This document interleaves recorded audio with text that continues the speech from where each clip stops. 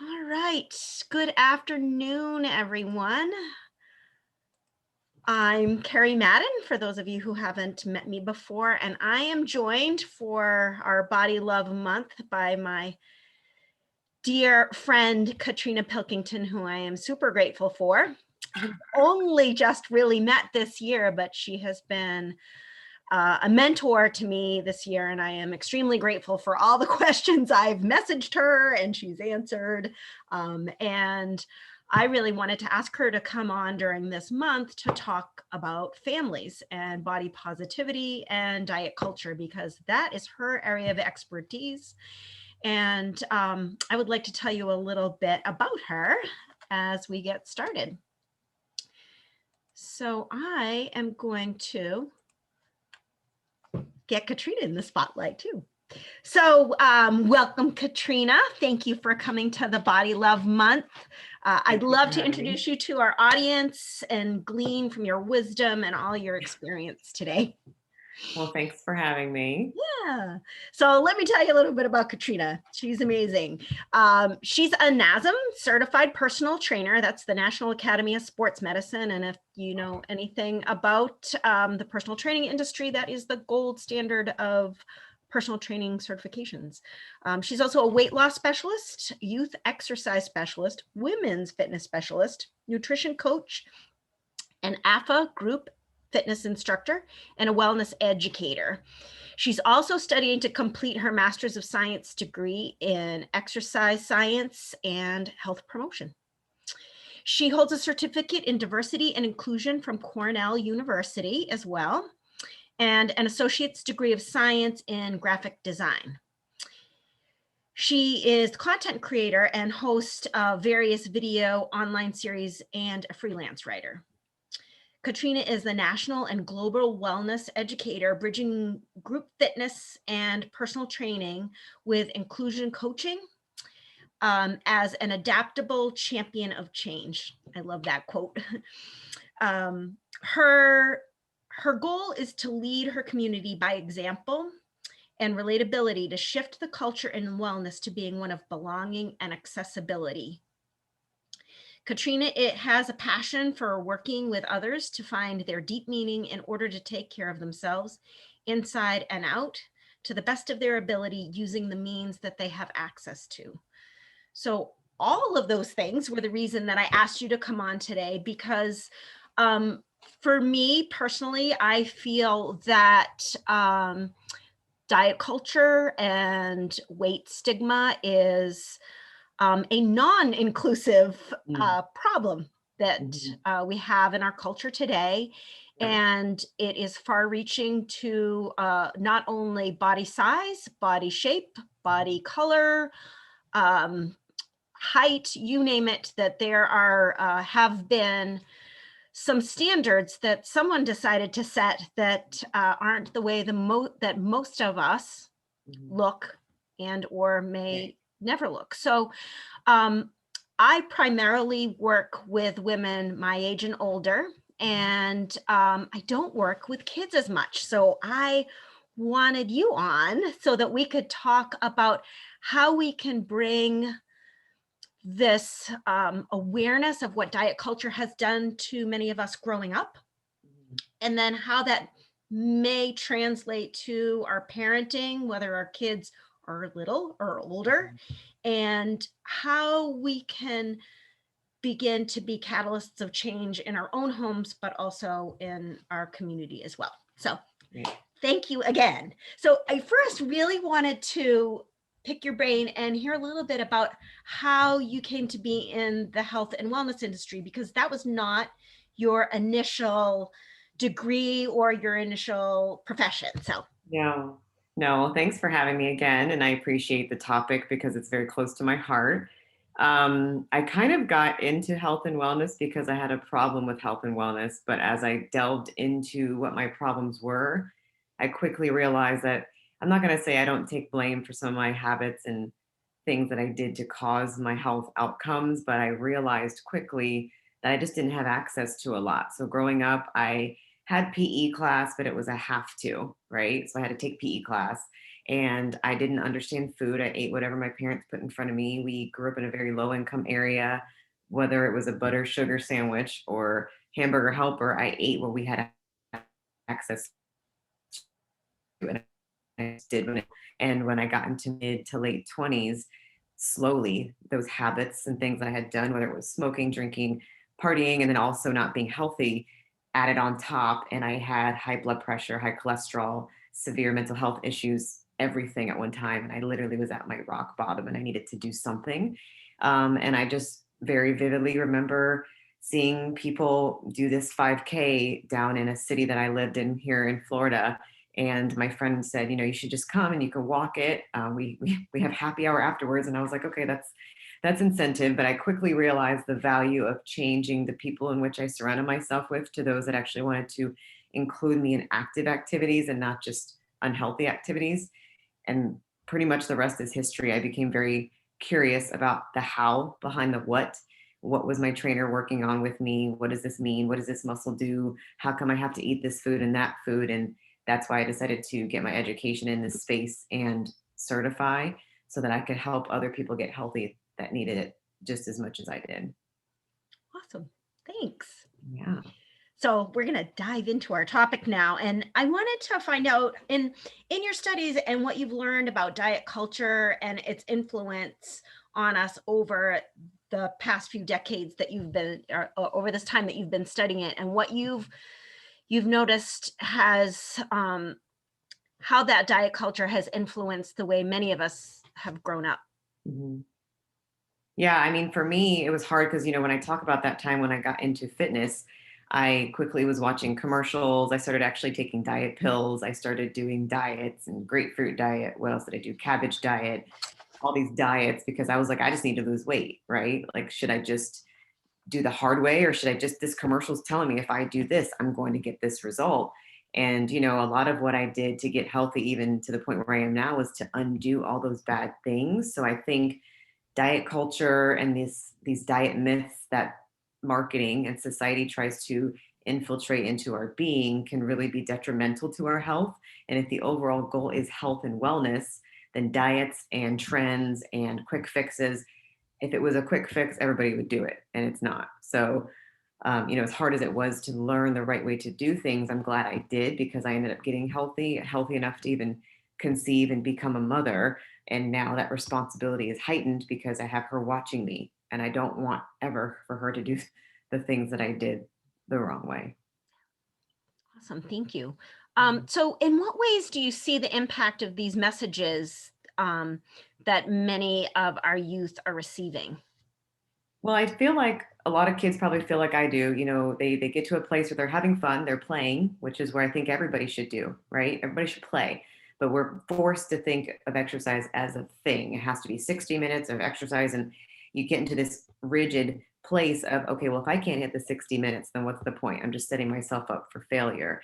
And also teaching children that, for lack of a better term, like a thin white body is the way that you're supposed to look because that is what you see in marketing, but that's not true. Health has many different sizes, many different facets. And the ultimate goal is for you to live longer and happier, and that's mentally and physically. So if that's the case, then making children feel like they have to fit some sort of aesthetic or that they have to eat certain square meals a day that perhaps their family can't afford is unfair. It's unequitable. So my goal whenever I work with families or children or I even speak about this to trainers is just to say you got to think about what folks have access to, like what kinds of foods are the healthiest they can get, teach them about balance, teach them about what food does in their body, and then just teach people to move. Like that's, it doesn't have to be a workout. It could be a walk. It could be 15 minutes of soccer kicks. It could be just running around playing tag in the house like I do with my little one. It's all movement. And that's where we have to shift ourselves into this place of wellness versus fitness. I love putting on a really good song and just dancing around the kitchen with my Yeah. family. That's what my friend and I were talking about the other day, because I do a lot of work with social justice too, and it's draining, it's tiring. And I told my friend, like, share a playlist with me that you love, and I'm going to share a playlist with you that I love, and we're just going to dance around the house for 30 minutes and unplug from everything. Yeah. And sometimes that's just what you need. And one of the things that in your bio that I had mentioned that I want to go back and quote it perfectly here.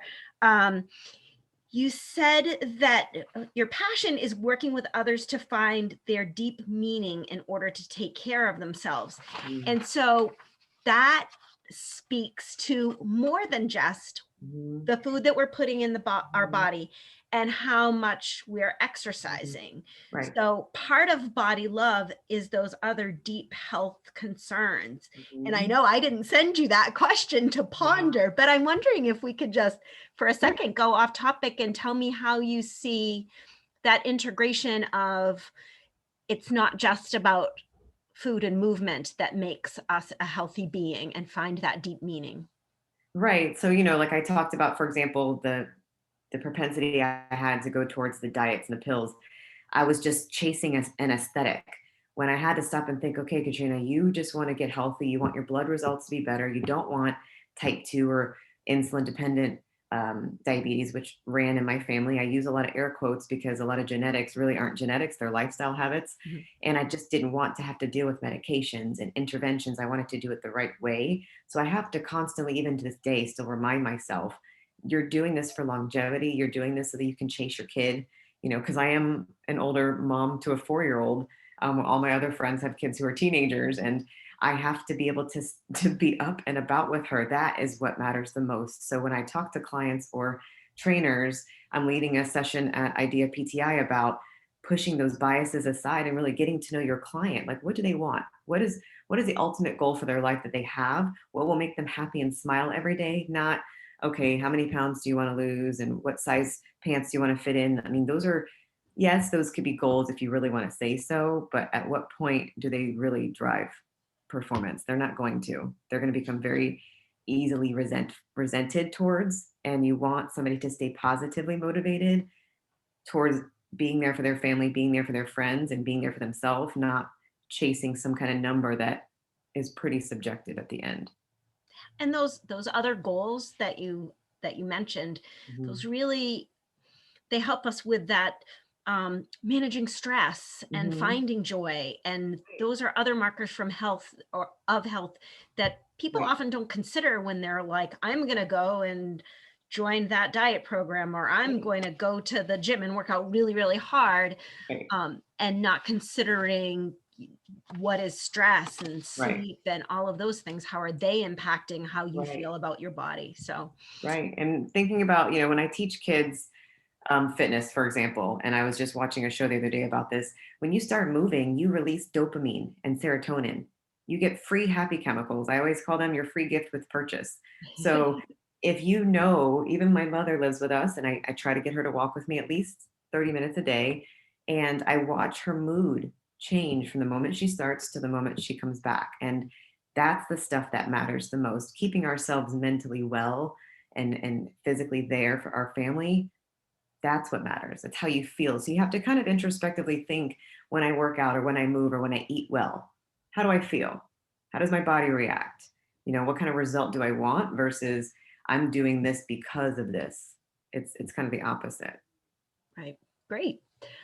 So tell me a little bit about when you are talking to families. Are there, I think one of the things that I'm thinking in the back of my mind is as a parent, so Mm. I have two children, one is 20 and one is 27. So when they were growing up, I was very conscious of the diet culture messages that I had received Mhm. growing up, whether it was familial or media, Mhm. and how I didn't want to pass that on to them. So, Absolutely. consciously, I said to my husband, we're not going to use the word FAT in the house to Yeah. refer to how we feel about Yeah. our bodies in a negative Mhm. way. Mhm. Or we are not going to look at a food and label it as good or bad. Mhm.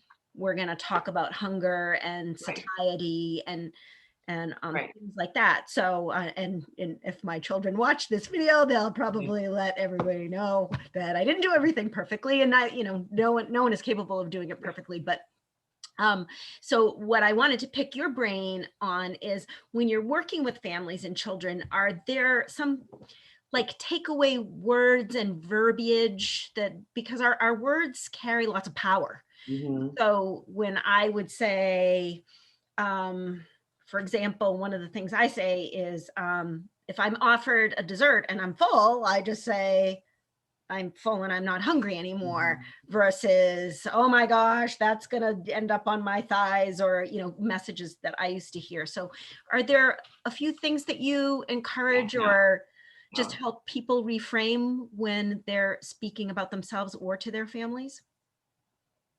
I think it all starts with them first. Like when I talk to parents, I ask them, what diets have you tried? What trends have you fallen victim to? I guess you could say, what preconceived notions do you need to debunk first? And then it can trickle into the children and into the world of what their children are in. And even for myself as a mother, it's also about what influences her. So I speak a lot on bias, whether it's in the fitness or wellness industry. And I tell folks that you are 99.9% subconsciously influenced. So that could be music, videos, movies, friends, family, whatever you're around. So you have to also consciously be aware of what you're watching. A lot of what we watch on TV is educational. I don't watch cable television because commercials exist there. I try to just make sure that I remove a lot of the influences. And that's what folks have to remember, because even if they feel that their kids need to work on A, B, and C, well, what about you first?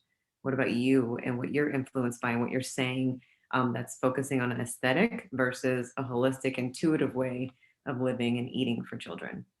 It's kind of like thinking about our brain as a sponge, and Hmm. It's scary. the things that are filtering into our Yeah. brain are going to influence the way that we Mhm. may feel without us being able to express it consciously. So that is an awesome tip. Thank you. Yeah. And even just, like when I was talking the other day about growing up. So even my mom was with me now, and we were talking a lot about how when I was a kid, the first thing my aunts would ever say was complimenting what I looked like. And one thing I consciously always want to do with my daughter when we talk about her confidence building is I make her say like four things about herself that she loves. And it's always unrelated to how she looks. I'm smart, I'm funny, I'm kind, I'm caring. Like we try to make sure we frame compliments even uncensored around physical.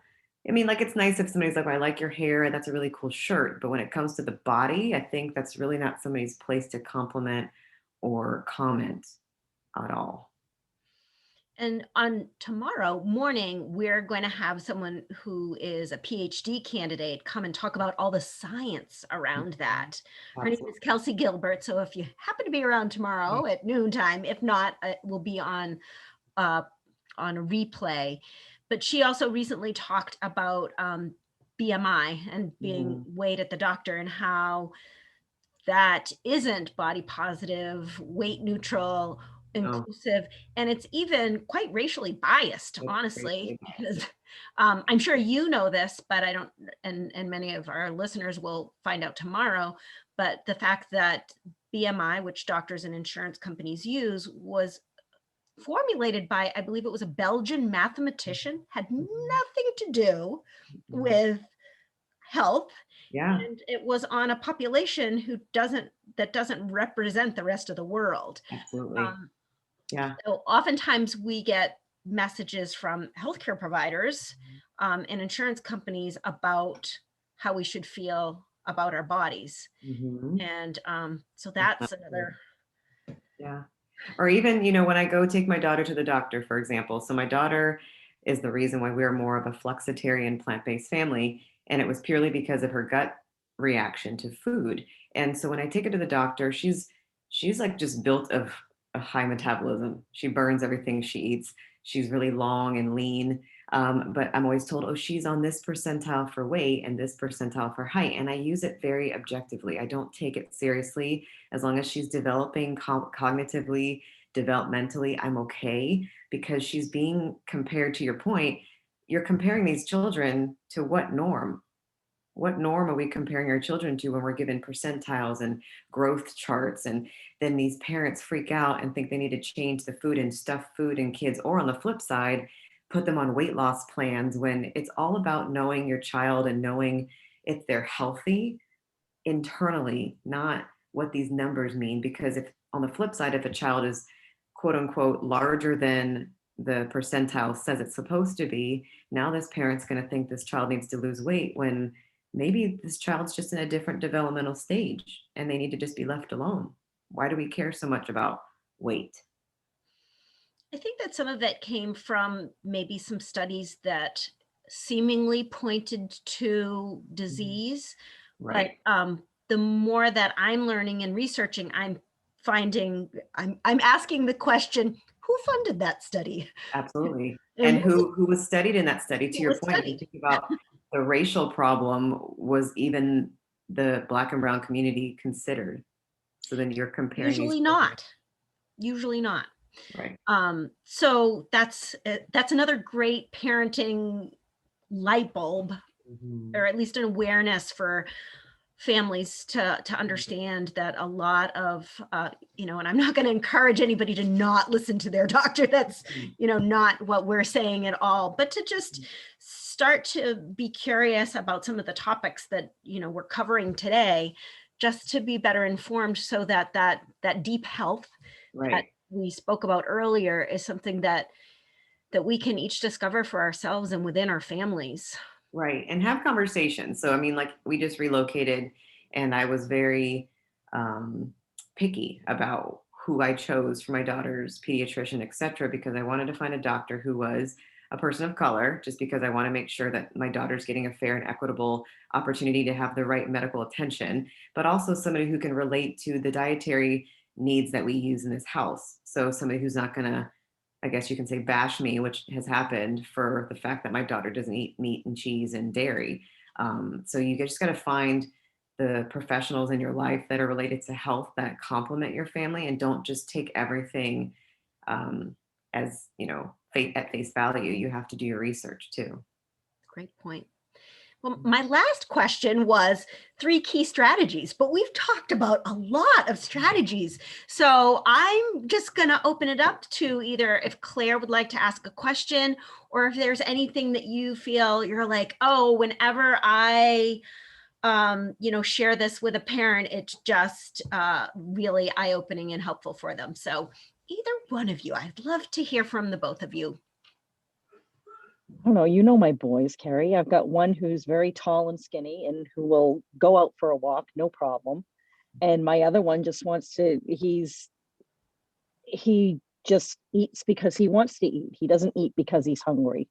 He will Right. sit there and eat a whole thing of cookies because he wants to. And I'm worried about both the boys because one of them has severe ADHD Mhm. and my other one is ADD and spectrum. Mm. Okay. Yeah. And that's fair. Neither of them, my oldest, who's ADD and spectrum, will not let a vegetable or a fruit pass his lips. Mm. And my youngest is a little bit better, but not much. Hmm. Yeah. First of all, kudos to you for being an amazing mom who cares No, enough thanks. to learn and grow. I She's have the mom at learned. that. She's Yeah. doing it on her own. Yeah. Yep. I mean, I went to school for nutrition right now currently because I really am just curious about it, but I'm not a Yeah. registered dietitian. But what I have learned is that there are some amazing registered dietitians that focus on health at every size and also intuitive eating. So Right. if you could maybe find someone who could work with you around, it's hard with fruits and vegetables, especially if it triggers a human, Right. but finding certain foods perhaps that are within the scope of what he will eat that Right. could be the healthiest choice, and then just kind of celebrating those things. A great RD would be someone that could really work with you on that specializes in those types of Right. situations. Yeah, because I mean that's one thing I want to delve more into with my studies is intuitive eating. People Right. talk about intermittent fasting, or to your point, like shoving Right. vegetables in people's faces, and Yeah. that doesn't work for everybody. Right. I mean, when my mother was alive, it was great. I mean, she was a nurse. She was registered nurse. So she knew how to just carry. My mother was British, Mhm. English, Irish, British. I mean, she would figure out ways to hide all different types of vegetables and everything, and they'd eat it no problem. I try and do it, and they're like, yeah, no, I ain't eating this, Mom. Yeah. I mean, my 4-year-old still like it's funny because I mean, I'm not saying I know anything. I have one. I Right. can really keep track of the one. But the one thing I do notice in the foods that I try to sway her to eat, Right. the foods that she does eat as a result are because she helps me make it. So when I have Right. her involved in the kitchen with me, even today I'm making a bean soup. It's probably done. I smell it. And the instant pot. She'll be like, "Mommy, I want to help." And as much as, of course, y'all know this, having a little 4-year-old help you cook, you're like, "Oh, I don't really." You just the physical action of her physically helping me make it, I don't know what it does. It Right. makes her want to eat it because she knows she's had a part Right. in it. A Think great tip about. too.